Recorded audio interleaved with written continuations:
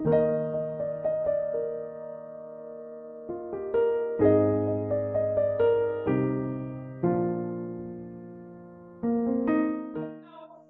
a great sinabi ko sa inyo, yung pattern, yung Christian, yung pattern pag muling pababalik ni Kristo. Walang exact pattern, walang exact time, pero meron na agreement. Una, pabalik si Kristo, merong paghihirap,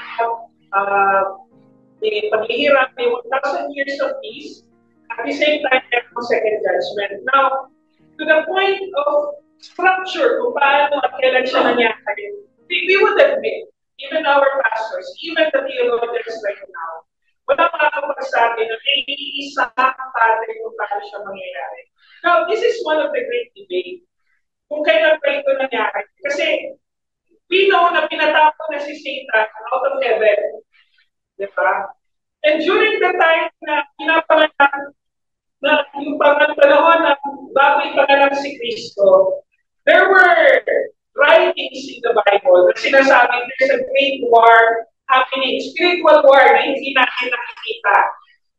Kaya yung gera ng physical sa buong mundo, kasi representation din yan kung ano yung nangyayari sa spirit world. Now, you have to understand na medyo mahirap yung paliwanag, pero there's a one video sa YouTube, yung Bible Project, na pinapaliwanag doon kung ano yung heaven and earth. We do have a tendency to separate them. Na yung heaven is a spiritual world and nasa physical world tayo. But you have to understand na meron tayong puso na nakakonect sa spirit world. Diba? Merong bahagi ng buhay natin na hindi natin nakikita, hindi natin nahawakan, pero alam natin na bahagi ito ng isang dimension na hindi natin nakikita. And that's the spirit world. Yun ang bahagi na kung saan siguro yung parte na isinara ng Diyos. Kasi nakikita natin, like for example, yung most of the time yung story ng Garden of Eden. Nakikita natin yung story ng Garden of Eden, iwalay sa heaven. But actually, if you look closely into the theology ng Garden of Eden and your creation, yung Garden of Eden was actually like a gateway to heaven. Siya yung pagitna. Kung halimbawa may dalawang bilog sa Venn diagram, heaven and hell, yung Garden of Eden ang nasa gitna. So, ibig sabihin, yung physical na bagay, spiritual na bagay, magkasama. Kasi si God walks directly with Adam and Eve. Diba? Kasama doon. Now, nung nagkasala si Adam and Eve, tinapunan ng Diyos yung kanyang sarili, and the spirit world were closed. Although hindi tayo totally disconnected sa spirit world, is there still a connection dahil pati ng bahagi ng buhay natin, para siyang internet eh. Na hindi mo nakikita kung paano siya nangyayari in a split second. Pero alam mo connected ka one way or another dun sa bagay na yun. Now, medyo, yes, there's a great understanding na parang kung nga medyo mahirap siyang tingnan sa ganung paraan. But you have to understand na bukod sa physical na bagay na ito, sinabi rin naman ng Bible that there's spiritual things na nangyayari that fuels what happened in our spirit world. Parte na doon yung kasalanan. Parte doon yung kaligtasan. Kasi hindi naman natin nakikita yung mga bagay na yun. Nagmamanifest lang siya. Diba? And I would sometimes, ako kasi po, mahilig po ako sa history. Tapos nanonood kami ng balita ng asawa ko. Kaya sabi niya, grabe na ang mundo, pasamaan ng pasama. Sabi ko naman, I don't think na pasama ng pasama ang mundo. It's just happened that we do have more access to what's really happening in the world. Kasi kung babalikan mo yung history, napaka-cruel ng tao sa panahon na, nanonood kayo na siguro Korean novela, yung mga historical Korean novela. Anong ginagawa ng emperor sa nagkasala natin sa anak niya? Pinapapugutan ng tulong. But you think that will be different now? Iba na yung katulad ng isang tatay na dahil iniwan siya ng asawa niya babae, kinulong niya yung mga anak niya sa bahay, sinunod niya. It would be different from what happened in the past. So, this is the thing. This is the idea na kung ano yung nangyayari sa buong mundo. Now, kung kailan siya nangyari, hindi ngayon sa halawakan. Kung kailan yung mga Power Rangers sa shine. You have to understand na itong mga bagay na to na nangyayari sa even like for example, sino na kapanood nung ngayon, that I am the witch in the wardrobe, the Chronicles of Narnia. Diba? Yung wardrobe was actually like Garden of Eden. Kasi yun yung channel sa spirit world. Parang ganun ang representation niya. And if you think of it, sasabihin natin, bakit ganito yung pagkakakwento ni John? Again, babalikan natin. Ito yung bagay na naiintindihan nila 2,000 years ago. Ito yung mensahe na kailangan natin malaman. Like for example, nanonood ako yung ni Maria Rivera before na historical drama na siya si Kurduha pa yun. Tapos nagsasalita sila ng language na napakalalim. Sinasabi ko, bakit gano'n sila? So, na-realize ko pala na, o nga naman, kasi nung panahon na yun, yun yung possible na language nila. Di ba? Like for example, if I go to Cebu, yung Cebuano language ng city, naiintindihan ko. Pero pag pupunta ako sa next province ng nanay ko ng Bohol, tapos pupunta ka sa mga maliit na tao, they also speak partially Bisaya and Cebuano, pero hindi ko naiintindihan. Kasi may mga words sila na hindi na ginagamit dun sa city. Parang ganito rin sa Tagalog, di ba? And yung panahon na ito, ay kinikwento yung mga nangyari o mga mangyayari na nagsisilbing katotohanan. Hindi po ito, we might see it as fiction, pero it represents something bigger than us. Bakit kailangan merong digmaan sa pagitan ng mabuti at masama hindi ako makita sa kanila. Bakit kailangan mangyari ng gano'n? Bakit kailangan meron mga bagay? You have to understand na nung nilikha ng Diyos ang mundo, ang kalawakan, you have to understand, Jesus Christ is not the founder of Christianity. He is the founder of the universe. Kaya kailangan malinaw sa atin yan. So yung language pala na ginagamit natin, may pagkakaiba na. Other religions may see us na tayong physical founder na si Jesus Christ. Pero sa atin, si Jesus Christ, hindi siya physical founder lang. Siya ang founder ng buong universe. Now, mahirap pang maintindihan fully kung paano yung languages na lumas. It would really take years and scholars. Kaya nagpapasalamat ako sa mga scholars and theologians. Kasi ito yung pagkakataon natin, ng church natin, alam natin, the book of Revelation is not a secret language na kailangan natin i-decipher para mag-survive tayo sa Apocalypse. Apocalypse itself is unveiling of truth. Yung word na Apocalypse is sinasabi yung katotohanan. Ito yung katotohanan na nangyari sa mga bagay na hindi natin nakikita. Diba? So, again, nag-agree na tayo na hindi natin nakikita sa mga bagay na ito. But the word itself, it says Apocalypse. It means unveiling of truth. So, ano yung mga katotohanan na pwede nating matunghayan ngayon? Na our title is Jesus has overcome. Tagumpay si Jesus. Sorry, wala po akong PowerPoint. But I would like to continue to help us understand kung paano po. Now, basahin po natin yung first part dito. Sabi rito, sige, read with me. Now, war arose in heaven. Michael, okay, hindi po ito sa Tagalog, si Miguel. Hindi si San Miguel. San Miguel, di ba?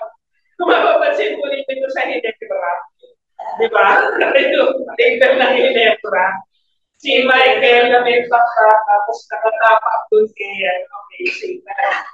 Again, the message is not new.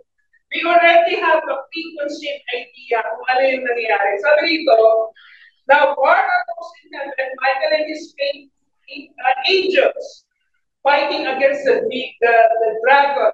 The dragon and his angels fought back. Okay?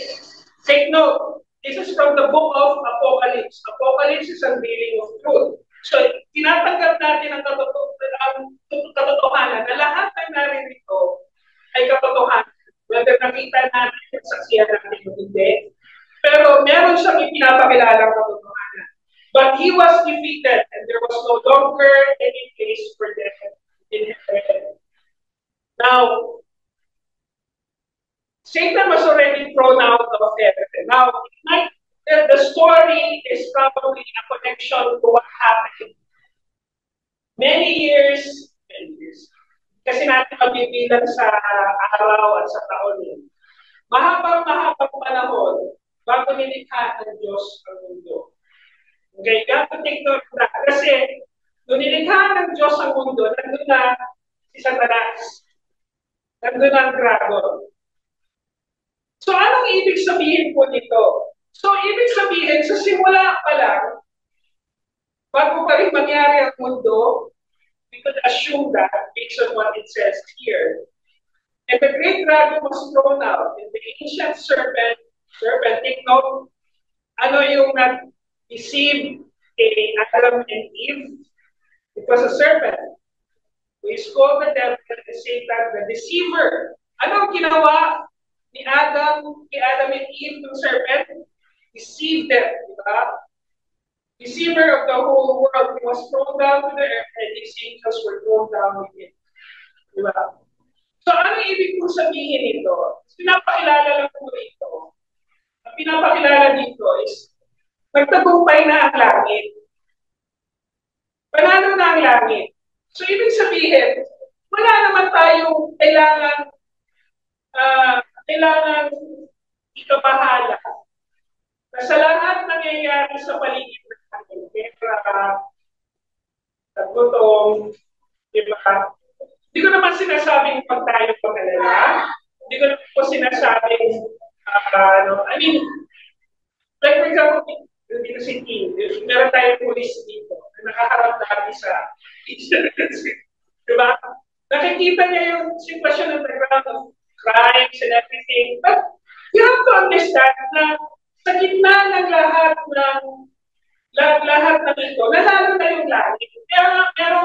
Merong light na hindi mananalo ang kasamaan sa kabutihan. Why? Because it already won. So simula pa lang, tatanungin natin, bakit kailangan paggawin ng Panginoon yung Garden of Eden, kailangan mag-isip si Satan, kailangan mag-isip ni Satan si Adam and Eve, magkasala ang tao, dumanas ng paghihirap. You have to understand that everything happens in the world happens out of character in God. Sabi ko, pakasama ng Panginoon ng Diyos para hayaan ko mangyari yung Panginoon. No! Can we say that God is evil for allowing these things? Not really. You have to understand na nangyari yung creation because God is a creator. Out of His character, kailangan may mangyaring creation. Out of His creation, kailangan may mangyaring mag-embed yung character niya sa creation niya. So, kasama ba doon ang evil? Not necessarily. Pero, pinapatunayan nun na nagkaroon ng creation. And whether naintindihan na natin or saan nagsimula ang evil, saan nagtapos ang evil, the point is that there is a creator who loves us so much, or out of His love, the character, kasi siya yung description ng love, kailangan may malikhang mundo. And out of that, doon sa kanyang mga nilikha, out of them, He given them autonomy, free agency. Ibig sabihin,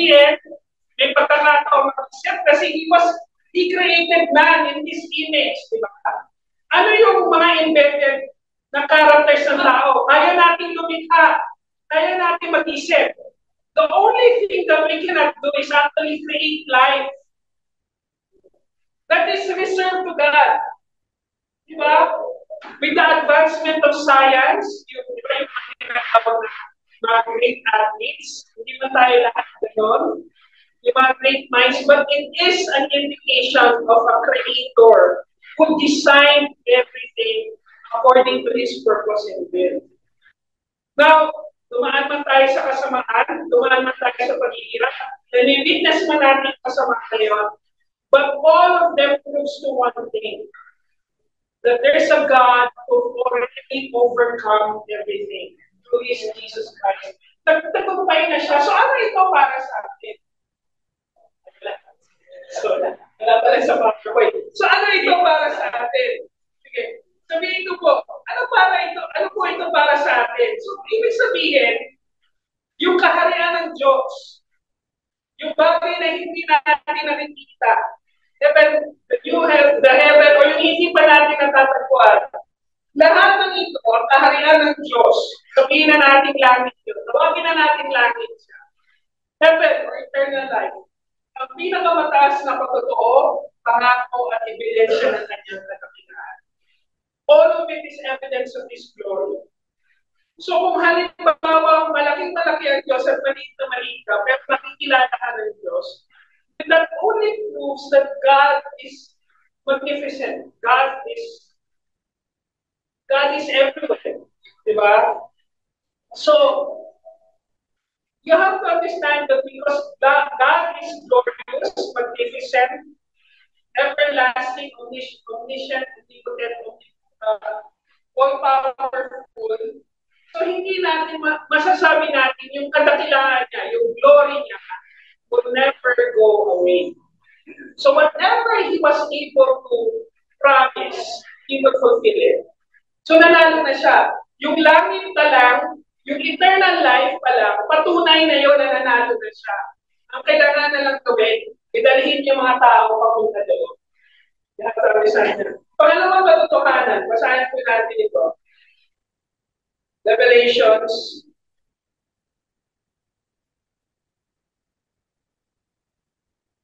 Revelation 10. Sabi po ito, 10, 11.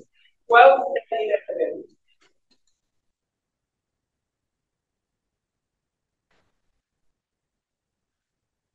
And I heard a loud voice in heaven saying, now the salvation and the power and the kingdom of our God and the authority of Christ has overcome the accuser of our brothers, has been thrown down to accuse them day and night before our God.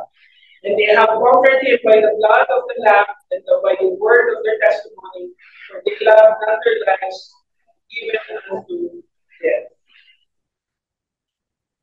So sa pamamagitan pala ng Kristo, sa pamamagitan ni Jesus Christ, sa pamamagitan ng kanyang kamatayan, nagtagumpay na siya. Kaya nga medyo mahirap lagyan ng time yung pagbabalik ng Panginoong Diyos. Kasi posibleng kasama yung storya na to, posibleng extend up to us. Yung from the time of God's, Jesus' death, His resurrection, until to the time of judgment, bahagi pa tayo doon. Now, ito ba ay panahon ng tribulation o panahon ng 1,000 years of peace? Now, sasabihin natin, baka hindi ng tribulation pa lang po. Kasi yung 1,000 years of peace, marami pang gulo na nangyayari. Si Satan, nandiyan pa. Well, possibly kasi nag-detect pa tayo. Diba? Nakikita pa natin ang evil. Nami-witness natin ang evil. But the fact that ang katotohanan dito is yung sa dugo ni Kristo, nanalo na tayo. Now, ang sinasabi dito, ito po yung isa sa mga bagay na tinitindigan natin bilang mga practice. Na yung mga tunay na mananampalataya hanggang sa huli will endure. Take note of this, verse 11. And they have conquered him by the blood of the Lamb and by the word of their testimony. So doon sa mga nakarinig, naniwala sa katotohanan ng pagkamatay ni Jesus sa krus.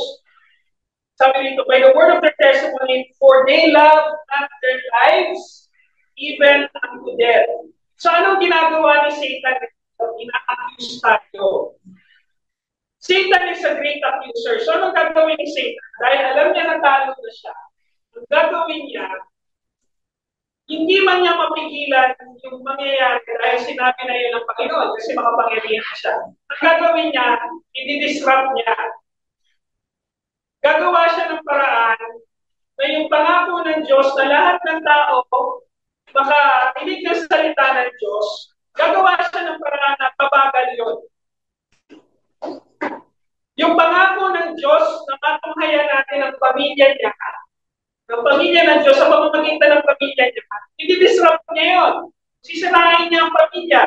Sisirain niya. Kaya, di ba, yung concept ng family, hindi na lang pag pumunta na sa ibang bansa.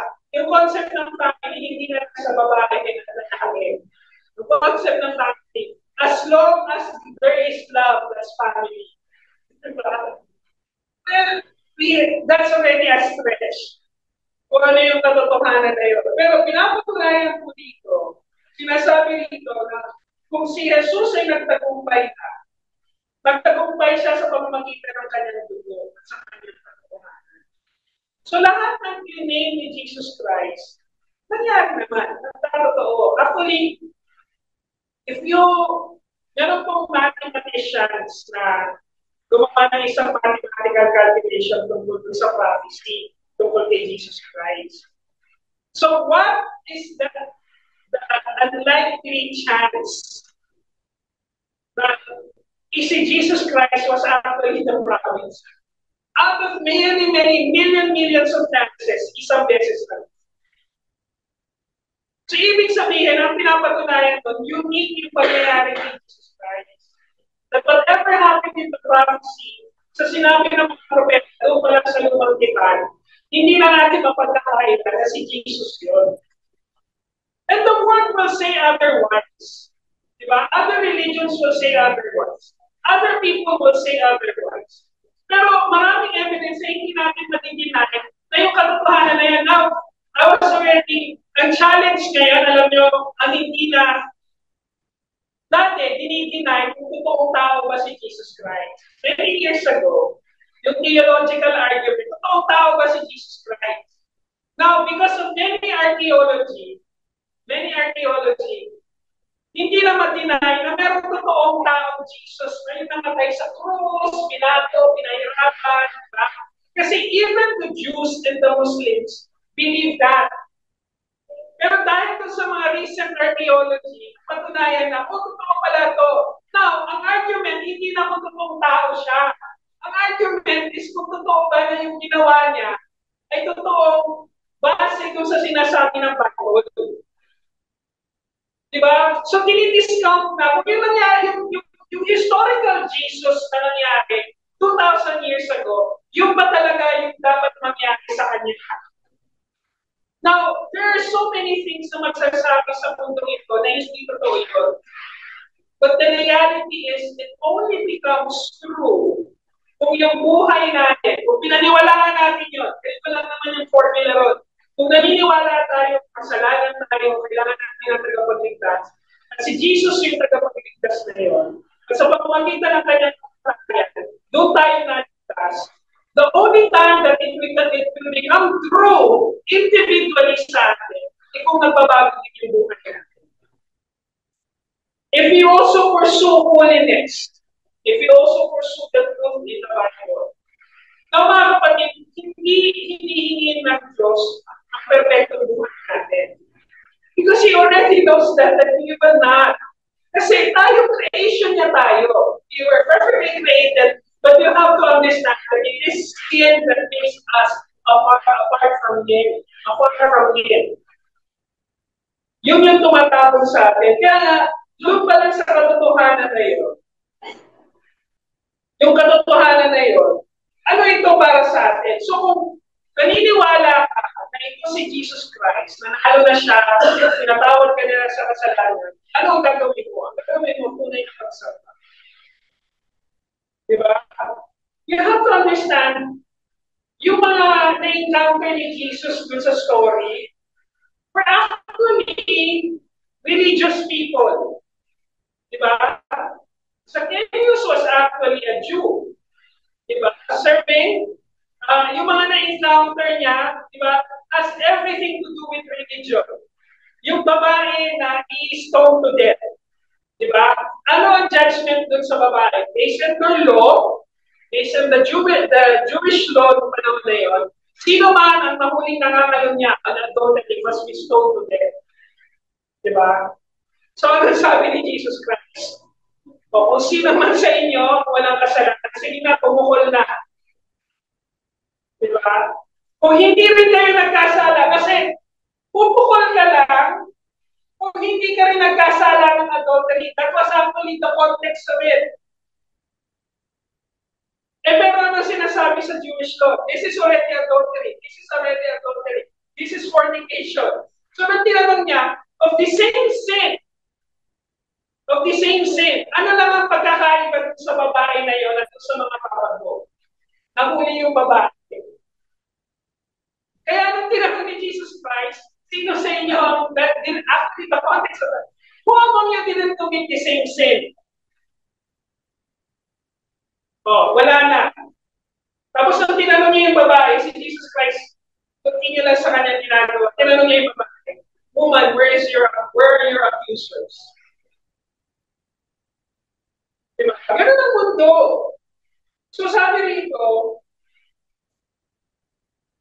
yung tunay na sasamba, dadalas ka man ng pagkakamali, dadalas ka man ng hinagpes, ang hirap, ang suko, hindi ka nakakalikod sa pagsamba. No matter regardless of the situation, hindi mo tatalikuran yung pagsamba. Hindi ko naman sinasabi, the church is the only place that you need to be part of the church. Ibig sabihin, you need to be part of the body of Christ. You need to identify the people who also worship God. But you also need to identify yourself with that. Pero ano man ang sitwasyon mo sa buhay, hindi ka hihinto. Kaya nga hindi sinasabi natin, the true believers will endure to the end. Hindi ka tatalikod.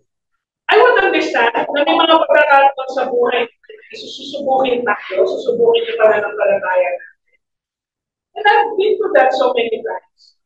Pero wala rin naman akong dahilan para talikuran yung pananampalataya. Kasi ito din yung dahilan ko kung bakit ako nagpapatuloy. Imagine when we were in China, we were caught in a situation of life and death the first 2 years now. It was really, really life and death. And the people who put us in that situation of life and death were actually fellow missionaries. Now, nasaktan kami, napauwi kami, but we decided we will go back. Ito yung dahilan, yun din yung naging dahilan namin kung bakit kami bumalik. Because we know that the Satan, for those who will serve Satan, he will continue to disrupt everything that we do.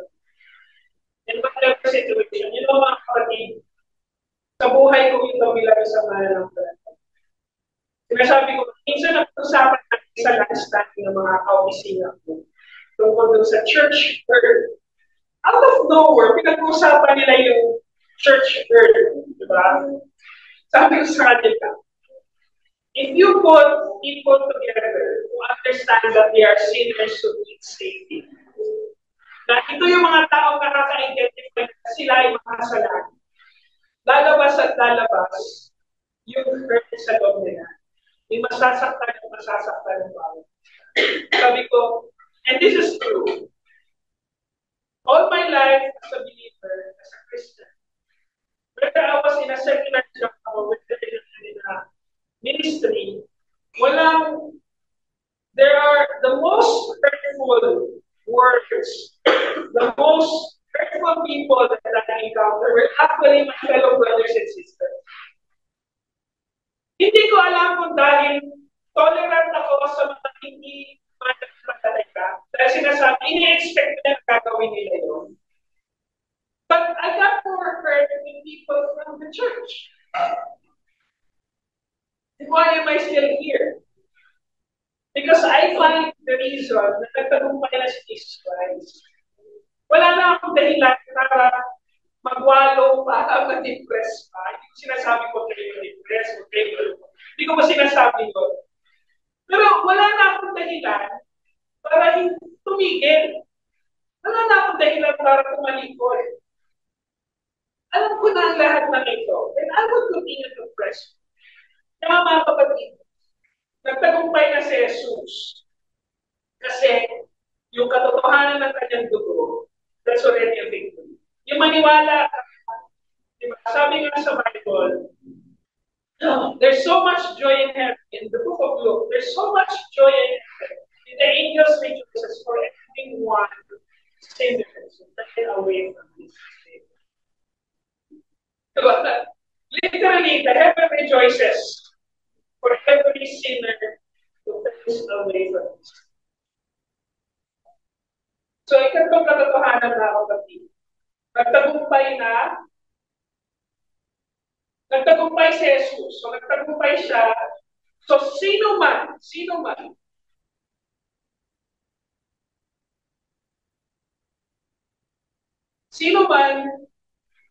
ang tunay na sumasamba sa kanya, hindi hihinto.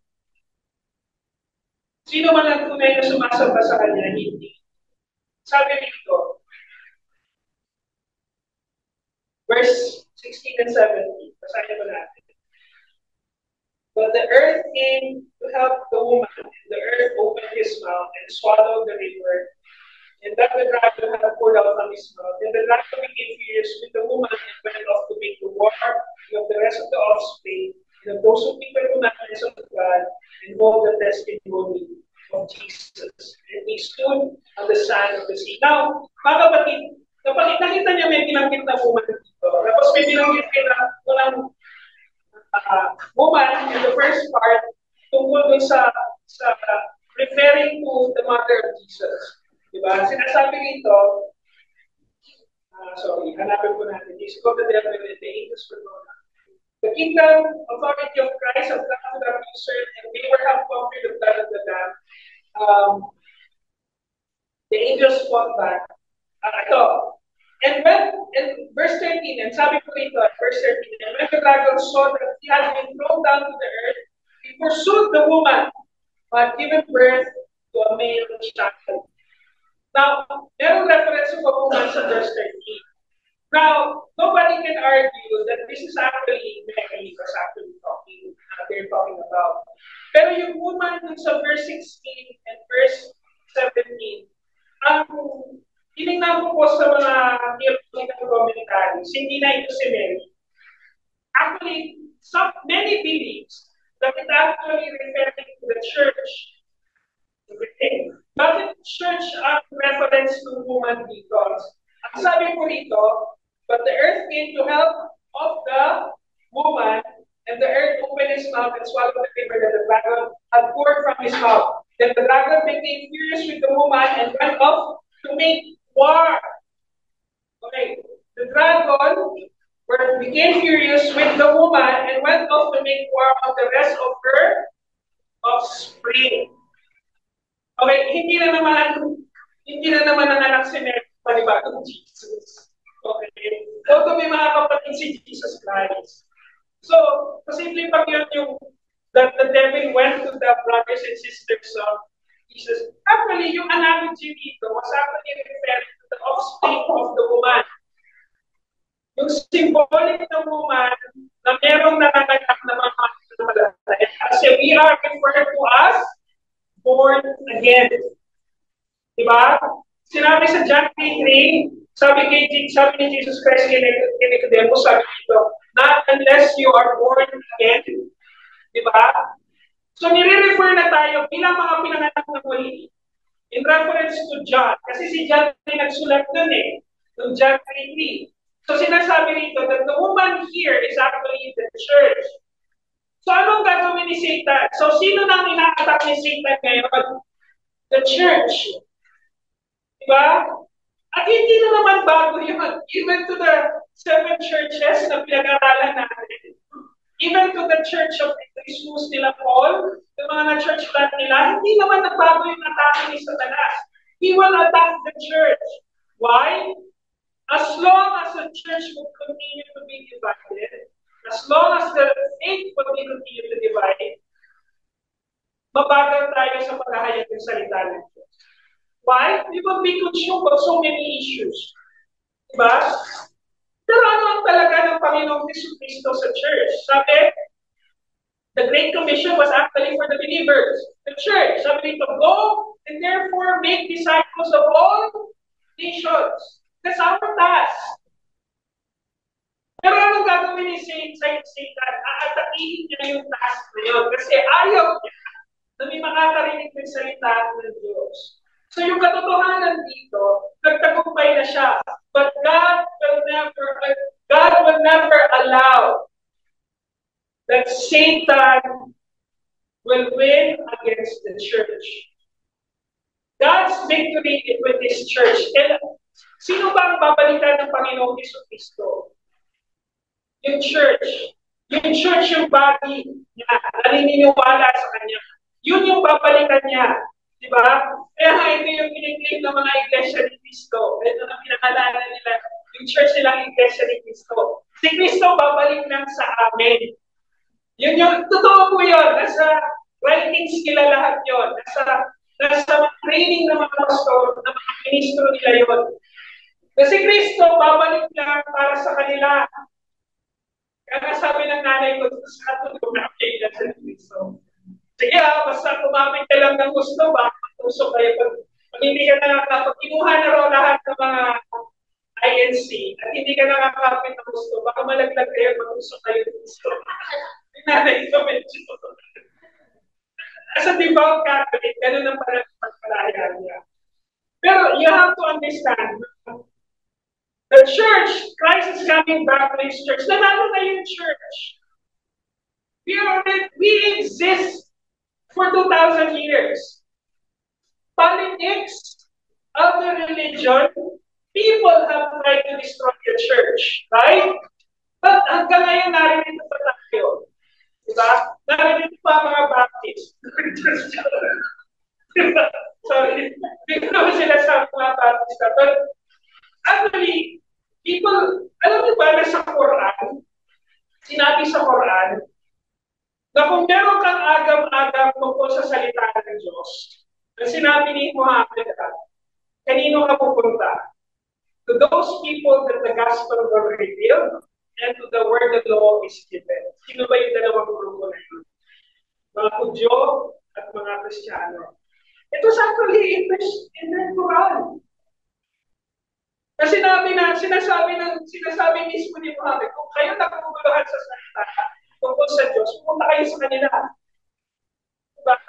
Even the other religion recognizes that we were already won the battle against Satan.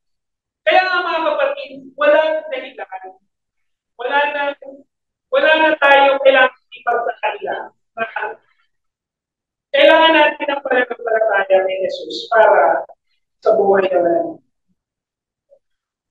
And the true believers will continue to ito. Pag-isipan ko natin ito mga kapatid. Kung haharap ka sa makasalanan ng mundo, yun naman talaga lagi ang nakaharapin natin.